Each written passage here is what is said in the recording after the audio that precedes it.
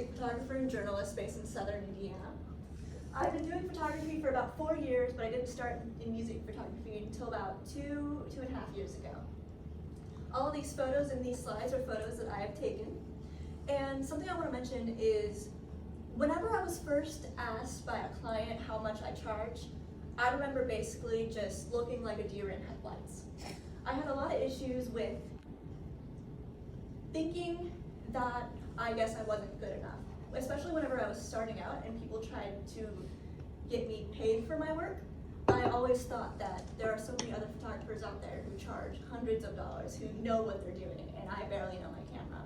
So a lot of times when I first started, I didn't know how to price my work.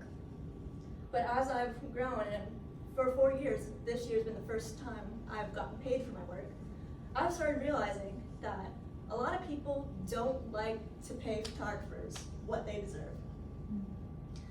I remember being on the phone with one of my friends, Keith Griner. He's worked for the Country Music Awards, he's worked for Willie Nelson.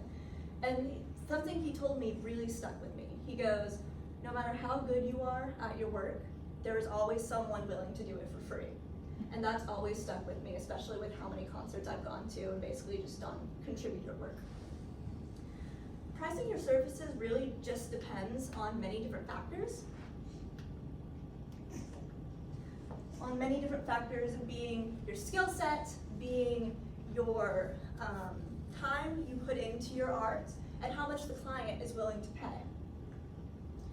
I honestly believe photographers should get paid more for their work by their customers and companies, and today I will talk about why you should believe that too. And I might be a little biased given that this is one of my jobs, but it's something I'm passionate about. Something I first want to mention is the investment that we put into our craft. According to photographer Tata Ross in an article on July 1st, 2024 for fixthephoto.com, she states that the average price of photography equipment is $5,000. Now mind you, that doesn't include anything I had to purchase like editing software or SD cards. Just simply my lens and my camera body cost me around $3,000. It also doesn't include the constant marketing you're doing and your travel you're going. We invest our physical and our mental energy. With my music photography, I spend a lot of mental energy, whether that's going to a show and trying to make sure I get all my shots in the 10-minute time period I'm allowed, to traveling a lot of times an hour or 2 hours to venues, spending time 4 or 5 hours at the show, driving the 2 hours home, and then staying up till 2, 3, 4 in the morning, editing photos to getting them sent to the different PR managers. We also invest a lot of our time. Like I just mentioned, how I spend multiple hours, whether that's writing articles or editing photos, but then you also have to spend your time learning your craft. A lot of times people don't want to hire amateur photographers, which is really difficult when you're just starting out. I'm constantly watching YouTube tutorials and I'm constantly spending time working for free to build up my portfolio. Building up my portfolio is how I got to a place where I do work for a publication, a place where I can email my favorite artists and get approved for shows. But a lot of times you have to sacrifice getting paid in order to obtain content. You're also constantly learning how to run your business. I've noticed how photography is it's very a gatekeeping industry. Since it's so oversaturated, there are a lot of people who don't want to tell you how to do your work and how to set up your business and make money doing this. So you're constantly learning on the business side as well, whether or not you have a business degree or not. In the book, The Photographer's Guide to Copyright, published in 2013 by Photo Shelter, they state a step-by-step guide on how to register copyright, saying, quote, there are 3 components that must be completed in a copyright registration: the application, the registration fee payment, and the delivery of copies registered.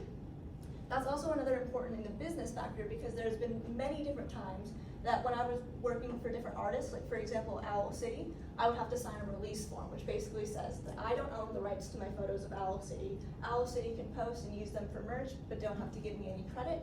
And there's a lot of contractual information that you really have to learn whenever you're with music photography. You're also constantly traveling and you're constantly using a lot of mileage. For example, whenever I worked with Stephen Beckman for a wedding, I traveled maybe about 2 hours out from my house to work this wedding. I think if for just shows alone, I have spent at least maybe $500 with just travel so far in this year.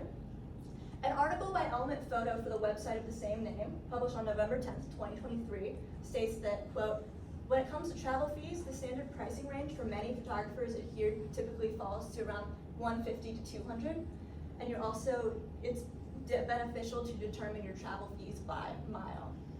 I find this to be good because you would want to include it as well as in your price. Like for example, if you're pricing a wedding, adding the mileage fees into the bundle of the photography and the editing is a good way to kind of help make back that money of how much you're traveling.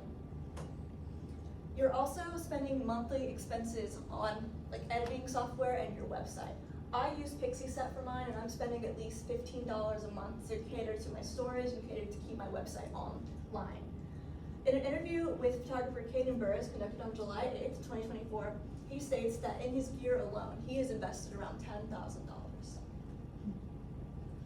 You also have a lot of skill and a lot of creativity, especially with the amount it takes to learn your craft, whether that's learning your camera, learning how to use different lenses, learning how to work in low light, different lighting, how to do different styles of photography for what your client needs.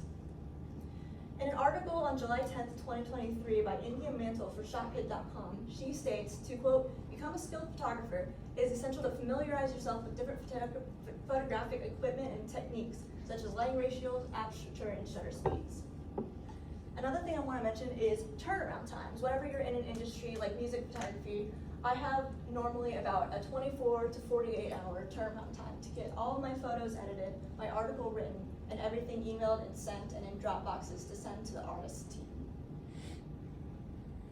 It honestly takes a lot of time to go from planning and pre-production to actual production, because a lot of people tend to think when you're doing photography, you shouldn't pay that much because all you're doing is standing behind a camera and you're pressing a button, which that's not what goes into it at all. A lot of times whenever I'm pre-planning photography, for example, a wedding I shot, I contacted the groom 3 or 4 times to get a list of guests of who they want photos with. I scoped out the venue a few days before to try and figure out what lighting would be the best for a couple shoot. And all of this I was doing unpaid because I had not figured that into my price since it was my first wedding I ever shot. You're constantly marketing yourself, whether that be on social media, which I don't get paid for my marketing on social media. You're constantly networking and talking to other people. Whenever I go to shows, I'm constantly talking to fans, I'm talking to venue staff. I'm doing everything in my power to get my name out there. And furthermore, build my portfolio, build my networking status in order to get my name out there. Even though this is an oversaturated market, Caden Burris states that 99% of what I made from photography has gone right back into my work, whether that be gas for traveling, online storage for my website, or purchasing new gear. Everything goes back in. Everything, even memory preservation. A lot of people don't think to value the memories that you can make and how there's a difference between just taking a photo on your phone to remember and then taking something with a DSLR to blow up and put on the wall. A lot of people like to value content based on what they think they could do and how they think they could do it better. Whenever I was working a wedding, I remember getting quoted around I quoted around $150 because in my mind, it was my first wedding. I had never worked with this person before.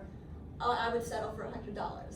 So I quoted them a little higher just to see, but I ended up getting paid $200 because of the work I did.